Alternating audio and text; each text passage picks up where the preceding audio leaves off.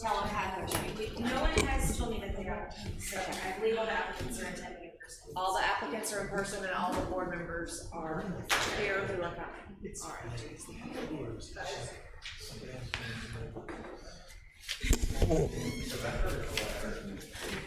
Ready? Let's call to order the November meeting of the Courthouse Square Historic Preservation Commission. And the first thing we need to do is look at the agenda. We have 4 administrative approvals and I think 4 COAs. And 1 staff item. Do I hear a motion to approve the agenda?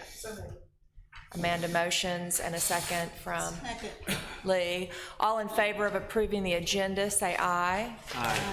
The agenda is approved, and now let's look at the minutes from October 4. Could I ask a question on this? Yes. Since I was recused from that entire meeting, am I supposed to vote on the minutes from the past one? Or if you miss a meeting, do you still vote on the minutes? I think you do. You can? You can.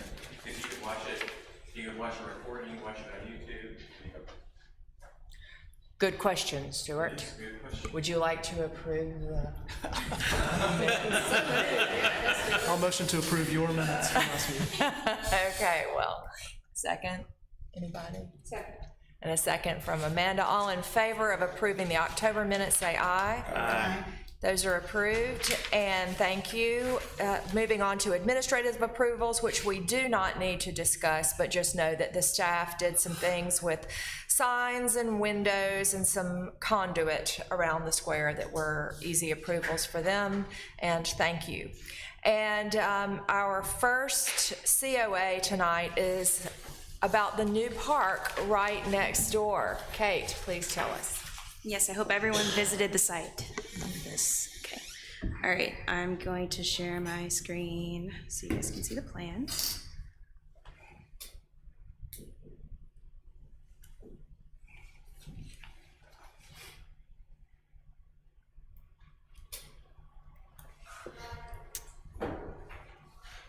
Okay, so I'm going to take you guys through the staff report, and then Mark Levy is here to discuss this project on behalf of the city. I'm not sure why this is reloading.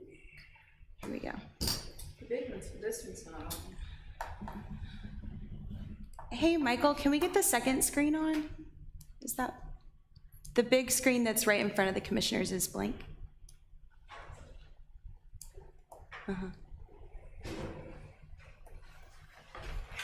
Okay. The City of Oxford requests approval to demolish the existing Rsvp building and plaza in order to build a new park. Here you're seeing that black building with the windows in between City Hall and Square Books Jr. is the Rsvp building. A lot of people don't know it's there because when you're looking at it from the front, that's the steps up to the plaza. So tonight we're going to be discussing the demolition of that building, which is a non-contributing resource built in 1976. So I've included the criteria for demolition in your report, which you guys will go through. And staff is recommending approval for that demolition. And then once you vote on the demolition, we'll talk about the proposed park. Mark included a lot of really nice visuals that I'm sure he'll take you through or answer any questions about. The main takeaways are that there aren't any extensive or really any changes proposed to the actual City Hall building. The only change, which Mark has not nailed down yet, but we could either administratively approve or come back to you guys with, is changing one stoop towards the front of the building. The park is gonna grade upward from the parking lot in the back so that you're at grade in front of City Hall. And so that might leave like a gap between an existing doorway and the floor. And so we might be building steps there. But yeah, Mark, I think maybe you should come up and take us through the park. But the takeaways from the staff report are that the proposed materials and design are appropriate based on the design guidelines, and staff is recommending approval of the park. And if you want to go to any other pages, let me know. Thank you, Kate. Good evening. So I'm going to go through a little bit, and I may repeat a little bit what Kate said, but I'm here on behalf of the city to seek the demolition permit for the old RSVP building. most people, or a lot of people, don't even know the building's there because it's underground, it's below the street level. It's non-contributing. The structure was constructed in 1976, and it housed the Skipwith Cottage, on top for several years, and we moved that to Bramlett in like 2015. It currently, the building currently has a plaza on top, but it really wasn't designed to be a plaza. It was designed to hold the Skipworth Cottage. So we've had problems with the building leaking. We've made numerous repairs on the roof to prevent water from leaking through, and we haven't been able to fix that. It's in a state of disrepair. We'd like to return the site to the pre-building state, which is actually a pretty gentle slope. There's about a 12-foot elevation change between the front and the courthouse square, the curb at the courthouse square, and the back parking lot. There's a retaining wall further east of this image right here that I don't know if you can see, but it drops down. And the mayor and the board really wants to have a better connection from the parking lot to the courthouse square. There's been talk in the future of building possibly even future parking garage or something in this lot behind City Hall. So we want to go ahead and do the work to strengthen that connection. The park itself we're designing it so it can be ADA accessible all the way through the site, and that's. Can you go to Michael? Can you go to the picture? Okay, I'm sorry. That's okay. I've got a kind of an inspiration photo that is really.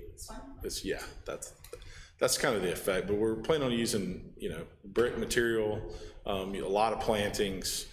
There's self-contained water. There's some elements in it. There's a self-contained water feature. But that's kind of the look that we're going for. Again, it's going to be pretty simple design. I don't have a lot of details, but I'm happy to answer any questions about the permit, the demolition permit, and get your feedback.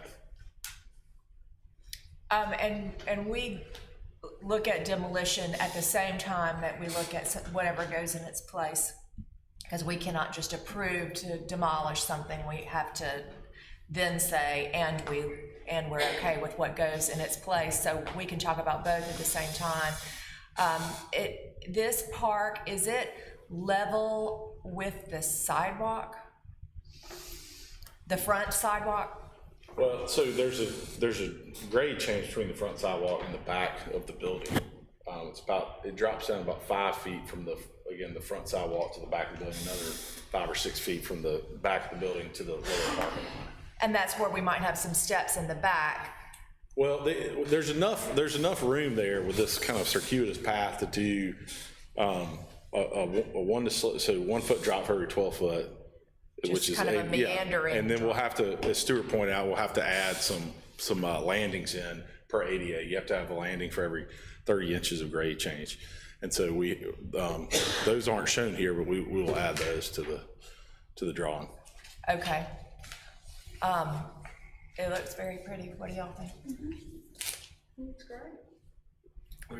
Where else people will go drink coffee now? We'll have a ride on there.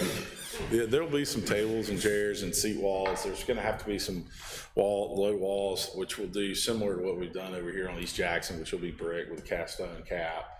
To be able to drop that and have slopes, you'll have to have some walls. So there'll be a lot of seats. One thing that doesn't really have to do with this committee, but I was wondering, we already use that raised space for a lot of things like the junior high choir or the Santa Claus or celebrating the golf team, whatnot. Will there be a way to raise something so that's kind of our public gathering spot for people to be able to see it? Like, is there a place you could put risers or somewhere that's temporary? There's actually a stage built in that center section. There's a couple different raised areas. As we drop, we're going to have steps up to different levels. And again, so that's the stage right there. Sorry, Kate. I'm zooming in on it a little. Yeah. Okay, that's the stage area. Does it face the? I can't really tell. Well, it's more in the center of the park, and it faces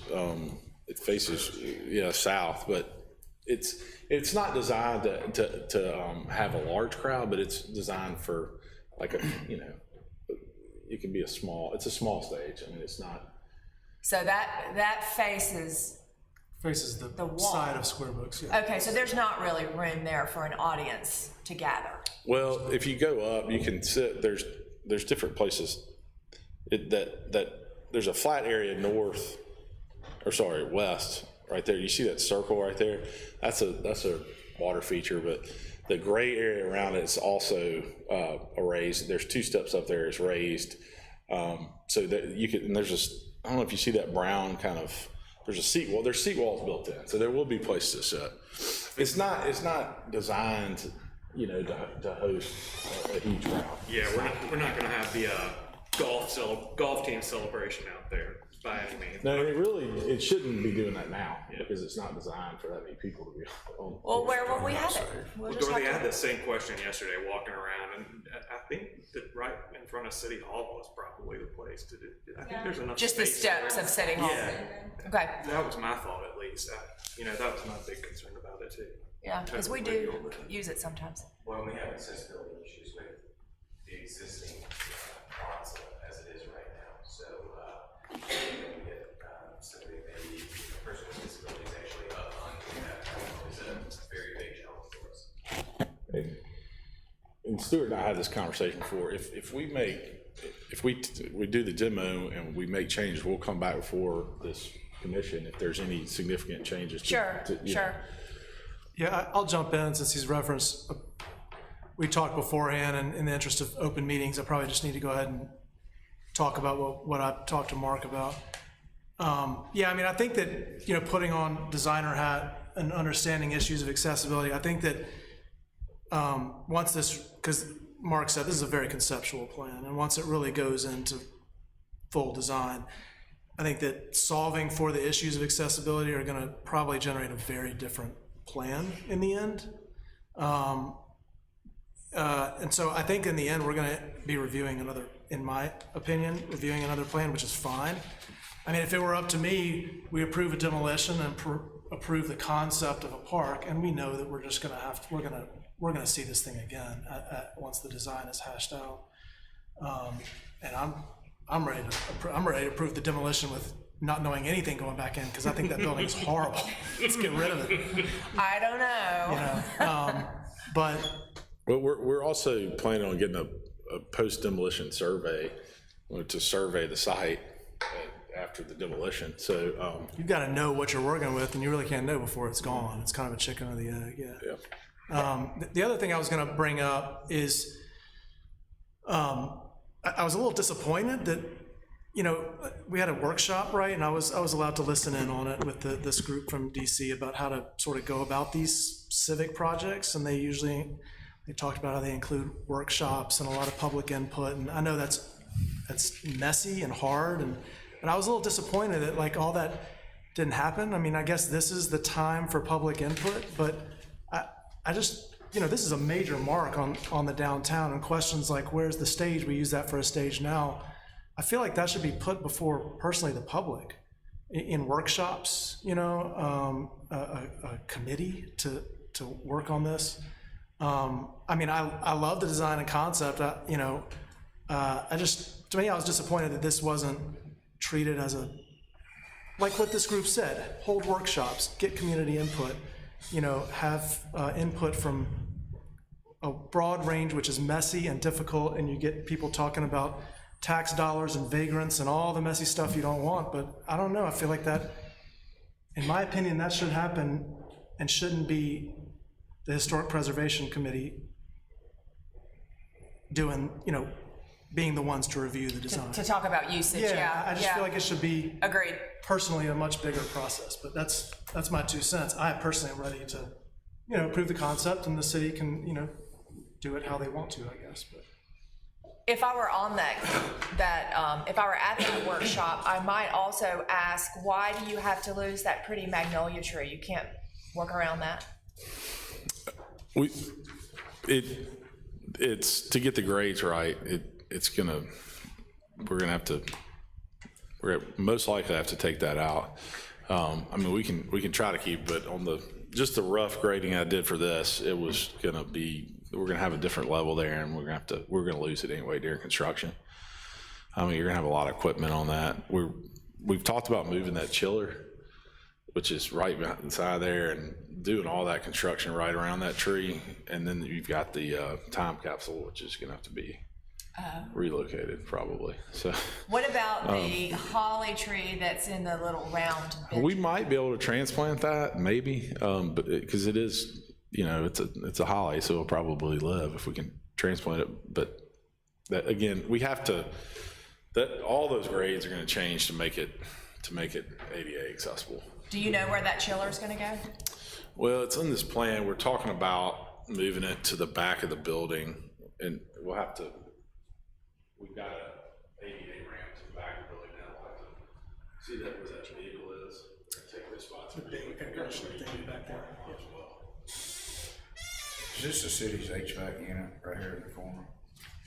Which one? Is that the city's HVAC? That's the condenser unit. So there's pipes underground that go from that all the way to City Hall. Okay. And we're gonna have to take all that out and move those pipes, and it's a pretty big process. I just make sure we're not asking somebody else to move their stuff.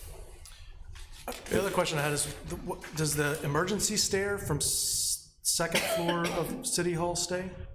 The plan right now is to leave that. So I don't know if you see that raised concrete area? Yeah. That's original to the building. Okay, so that used to be an entrance. So the plan right now is when we take that away is to leave that, to take it back to it. So there actually was a set of stairs that went from that concrete pad to the front of the City Hall. So the plan is just to extend the catwalk to that, and then put some stairs there. We have to have that access there. Yeah, okay. And Mark and I were talking about this today, but the building is a Mississippi landmark, so they review any exterior change to the building. It's basically like a covenant, so that will go before them as well. And then to you guys. Unless we can administrate like for the stereo, it would depend on what it looks like. But there are a couple of, that plan will be heavily reviewed, the changes to the stair.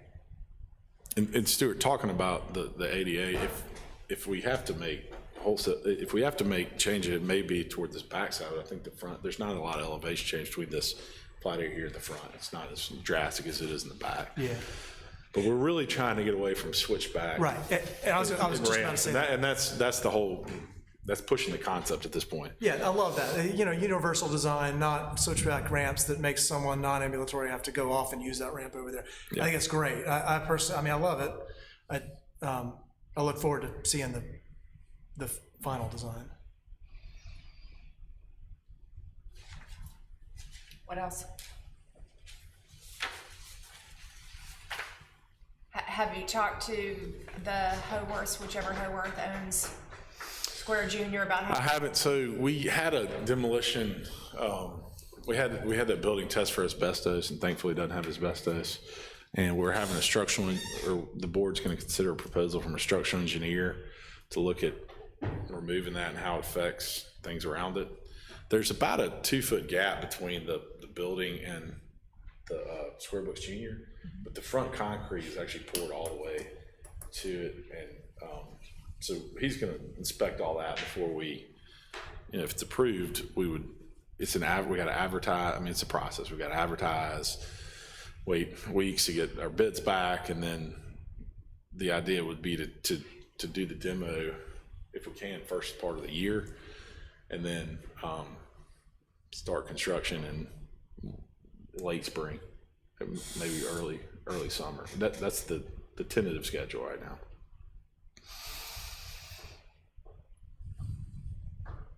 There will be another plan coming back to us.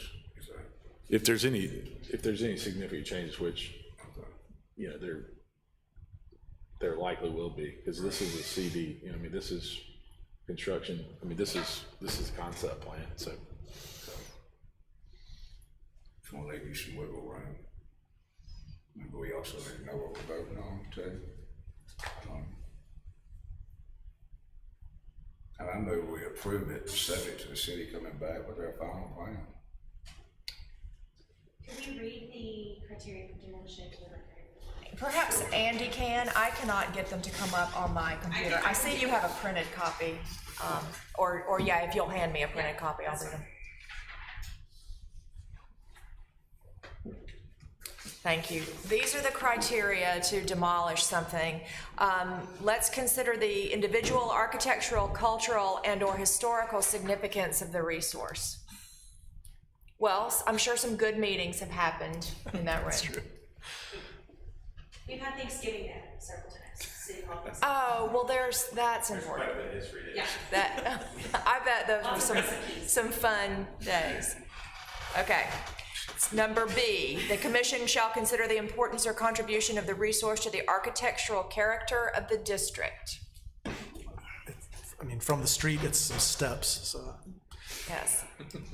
move on. C, the commission shall consider the importance or contribution of the resource to neighboring property values. Amanda, do you feel like it's going to hurt you? Huge improvement. Okay. D, the commission shall consider the difficulty or impossibility of reproducing such a resource because of its texture, design, material, or detail. I would not want to see that reproduced. Okay. So I think that we are okay with the demolition, and we have a motion to approve the demolition and the concept of the park. Do I hear a second? Second. We have a motion and a second. Any further discussion? Andy made the motion, Stuart made the second. Any further discussion? All in favor of the COA say aye. Aye. Any opposed? And the motion passes. Thank y'all. I'll be seeing Thank y'all you, again. Mark. Thanks, All Mark. right, it's exciting. Okay, and now Stuart is recusing himself as we look at COA number 393 about OPA. Okay, so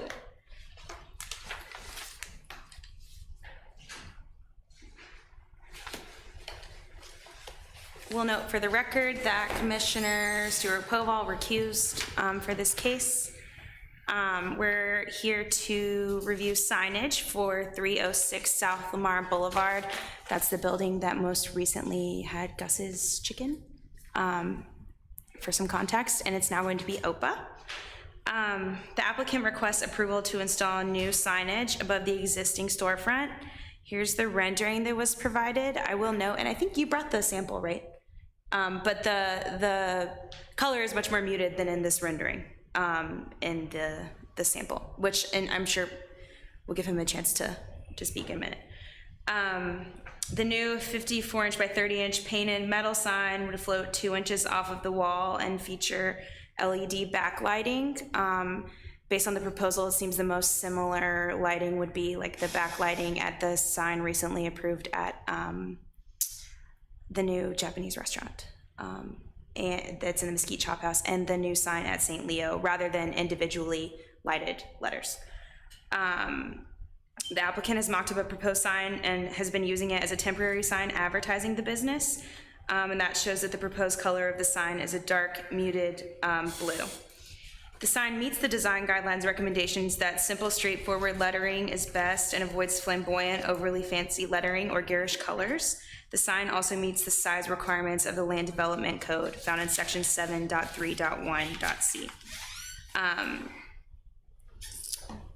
The size and placement of the proposed sign are appropriate based on the recommendations for flat signs in the Oxford Design Guidelines. The guidelines do address lighted signage, noting that although most small businesses function without a lighted sign, some depend on evening traffic. Signs should be lighted by an external source, such as a small spot or floodlight. Gooseneck lights are also acceptable. And then I included below that instances where the commission has approved lighted signage for non-contributing buildings in the Courthouse Square district. We just talked about them. Actually, Hugo is a contributing structure, but anyway, so staff is recommending approval of the signage as proposed. Thank you, Kate. Yep. All right, let's see Would your you like to come up? proposed, please. Glad to. Take this up a little closer so y'all can see it. And this, the actual sign that is going on the building is about, I think, 10 inches over this. So this is just a temporary sign that was made that we did in the window front. And I would like to just add one thing about the word kind of backlight. What we're proposing to do is going to be a steel sign with everything that you see that is white is cut out. It will be approximately 2 inches off the face of the building. And the lights will be hidden, and they basically will be illuminating the brick building behind it. So it's, you know, typically when I think of a backlit sign, I think the old plastic type signs, you light up, you know, because the light's kind of coming this way, but the intent is a subtle glow. And so, you know, want to hear any more about that? Is this color accurate, you think? This is I'm going to say when it goes on steel, I can't guarantee it's exactly like this, but this is what was intended to be the color. If you look closely, the sign that we have up above, that This one? that one right there does not match the awning at all. And the intent was that the sign was going to be slightly darker than the awning. Okay. I was gonna ask if it's gonna match the awning. And when this sign, when this sign is up in the window, it looks like a perfect match with the awning. Okay. That picture right there kind of takes it a little bit on the light side. Can we scroll down to the next one? I think there's the next outside picture. Yeah, there it is. Yeah, so there's the sign in the window. Yeah.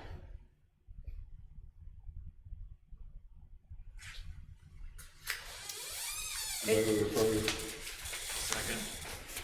We have a motion from Andy and a second from Taylor to approve. Do we have any discussion? All in favor of approving the COA, say aye. Any opposed?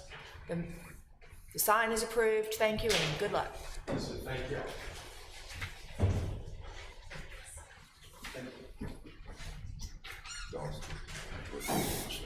Are you on the next one? Okay. Stuart has returned and Andy will be leaving for COA number 396, which is the Funky's building. Yeah, and I apologize for not including a photo of the Funky's building. I just noticed that I didn't. So I'll put it on the product ad.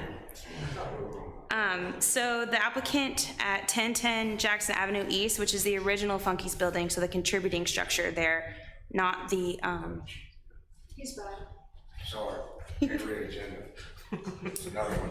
Sorry. Oh, you're the next I case. was wondering about that building. Yeah. okay, all I right. thought there was some context we didn't know. You never know when it's Andy. Apologies. Okay, Andy has returned. Go ahead. Great. So the applicant requests approval to patch and paint the existing unpainted stucco building.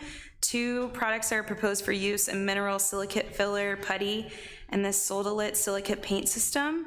So basically they'll go in and fill in the existing cracking, patch that using the filler, and then the paint will be applied. The Oxford Design Guidelines do recommend that unpainted masonry should not be painted or sealed. However, it's not realistic to expect that any new stucco patching could be made to match the color or texture of the existing stucco. I'm sure if you guys have walked by that building recently, even if it were cleaned, there are some areas that are majorly cracked, but it's not it's not deteriorated enough that a wholesale stucco replacement, which would be extremely expensive, is necessary. The applicant has located this product line that is meant to provide vapor permeability, which is the most important thing when you're dealing with historic masonry. And ideally, it will allow the moisture in the building envelope to freely escape. It won't be trapping moisture underneath the paint. I have never seen the product used. I called some other municipalities, like I talked to someone who has my job in New Orleans and that kind of thing, and they were familiar with the product. It's always going to be a risk when you're doing something like this and the building is in its original state. But we ultimately recommended approval because it seems to be the best option for cleaning up this building. So it's never been painted before? It doesn't appear to be painted stucco. It appears to be gray tinted stucco. Yeah, we went over there to look. And, you know, it's very actually rare in the historic district. Most of them are painted. Yeah. Yeah. Yeah. And Larry DeWeese is here from Haworth to answer any questions that you guys have. But, you know, they were I'm hopeful about this product. They were very thoughtful in their research and picking it out.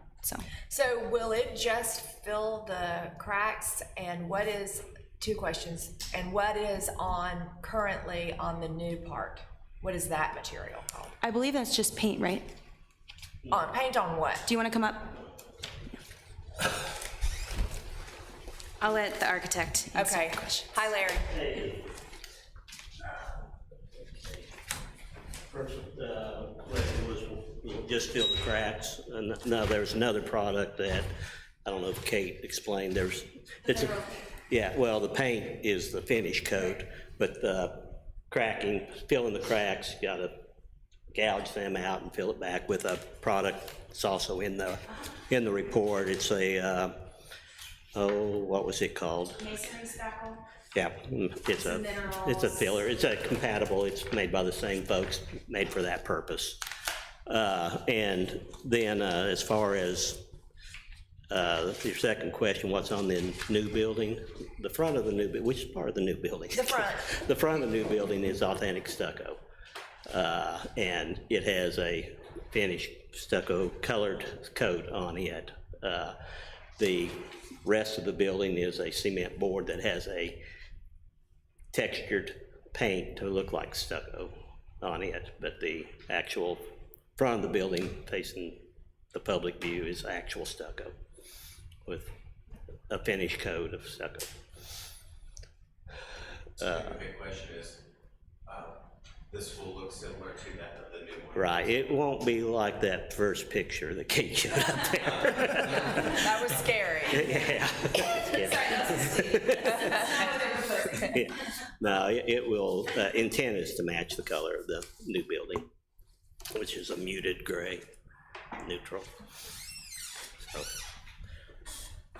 that's, and like they alluded to, when you walk by, actually there has been a thin coat of cement plaster, whatever you want to call it, haven't been applied to the existing stucco that is chipping off in a number of places and stuff, and it'll have to get removed back to sound material and then patched with this patch material before it gets painted. This is a really cool building, the Funky's building. There's John Cofield has a good picture of it on his Facebook. And I don't know the date of construction. What is it? I know it's pre-1937. So, what was it at the time? It was I think it was always the creamery, the dairy? Yeah, the pictures that we have there, the creamery, it's circa 1875 in the survey. And then Parks Barber Shop. They're moving across the street.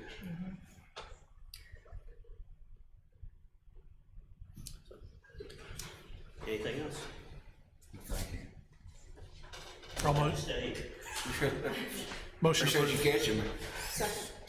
Okay, we have a motion from Stuart to approve and a second from Amanda. Do we have any discussion or questions about?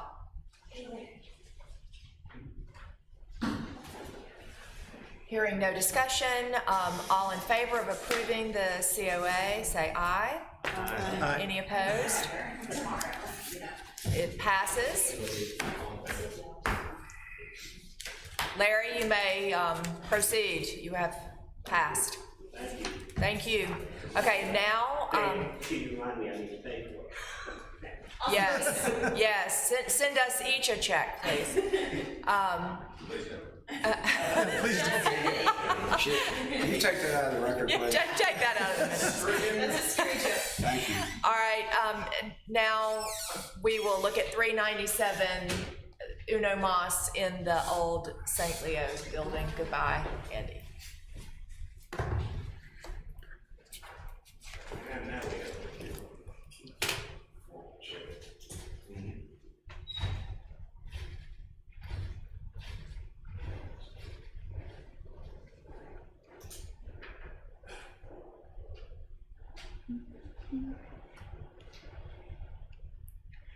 Okay, so we're all familiar with this building located at 1101 Jackson Avenue East. Most recently, it was the first location of St. Leo. And if you guys have been by it anytime recently, you'll notice that they recently painted it cream colored. And it's gonna be the new location of Uno Mas. The applicant is requesting approval to paint a new wall sign. The proposed lettering would be orange with a light teal shadow as shown in the rendering. And I believe you guys brought a canvas sample, right? That they're happy to show you. And the sign would be lit by the 3 proposed gooseneck lights. The existing masonry is already painted, so this proposal will not have a negative effect on any historic building material. The design guidelines don't address painted signage directly, but handmade and hand-painted signs are recommended. So basically when they're talking about a signboard. But this is a treatment that was used historically, so I'm not really sure. Yeah, to just paint it straight on the building. The proposed signage, which will be located on the existing parapet wall, does not obscure or damage any historic details or materials. While the orange color could not be called muted, the use of one primary color and a darker accent color is simple and straightforward, as is also recommended in the guidelines. And so the applicant is here. Would you like to say anything?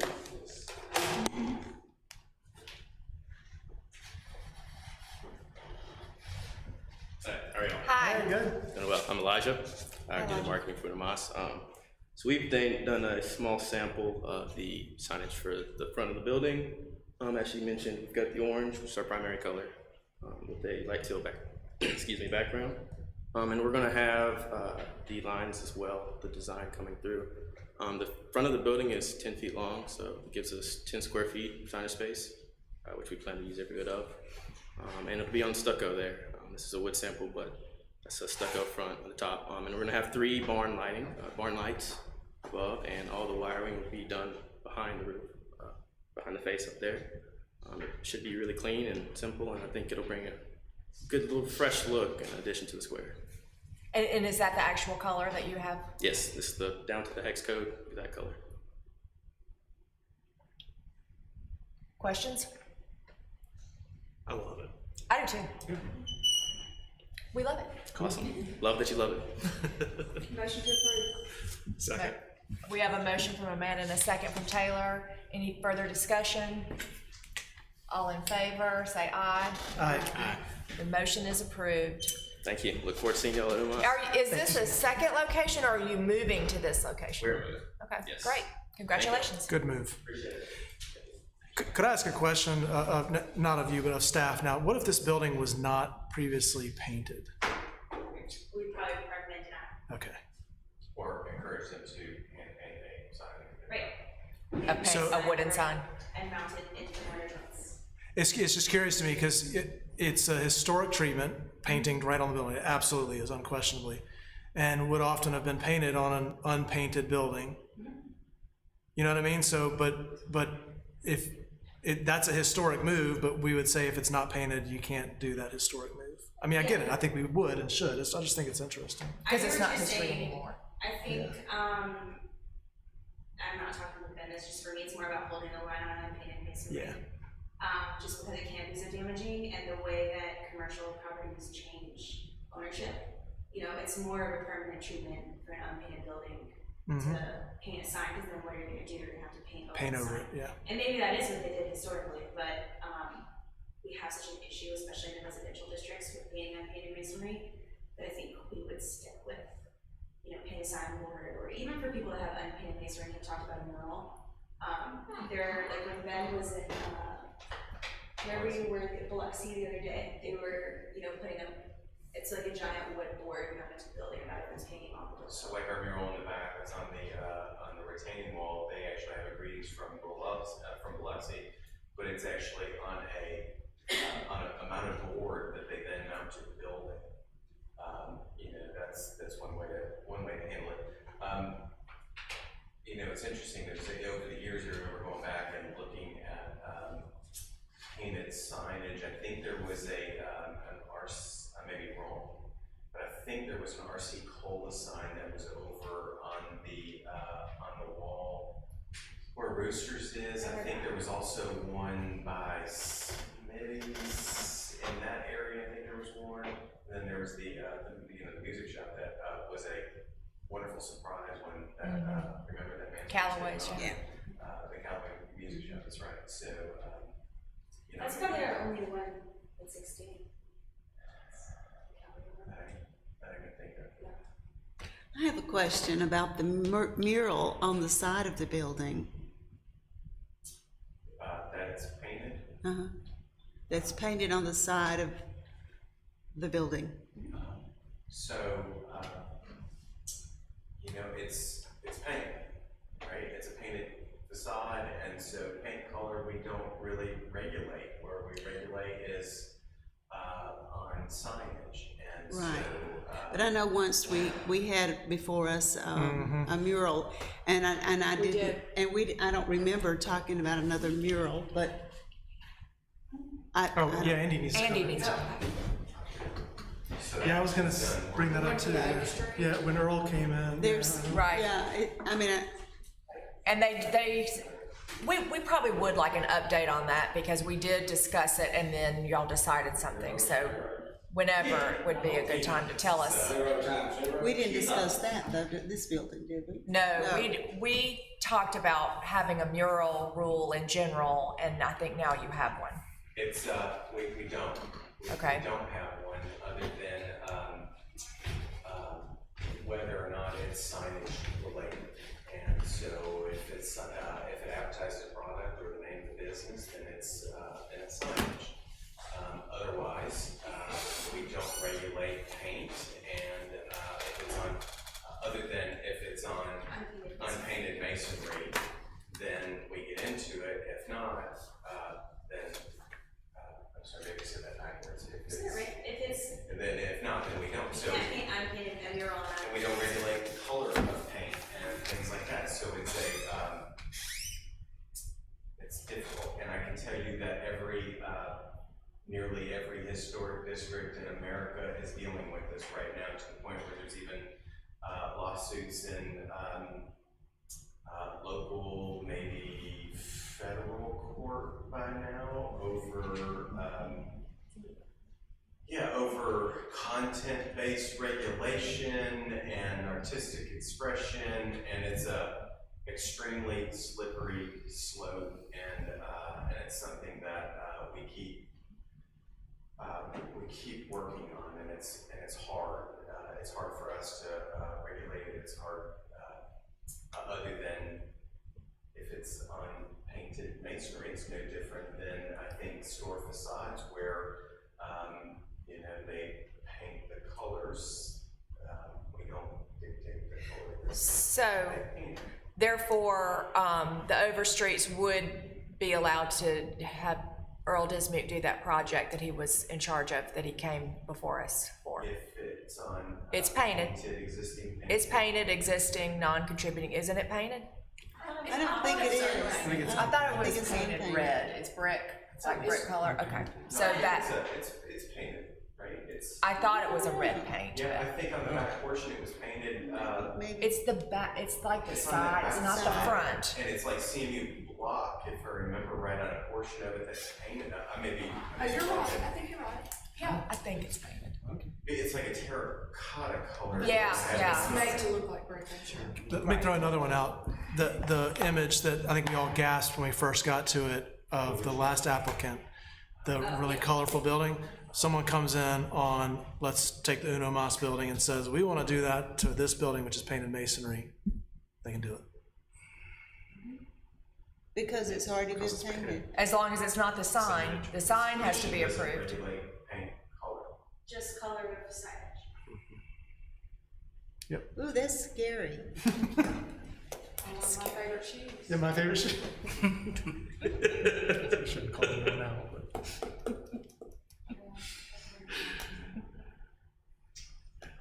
Okay, thank you.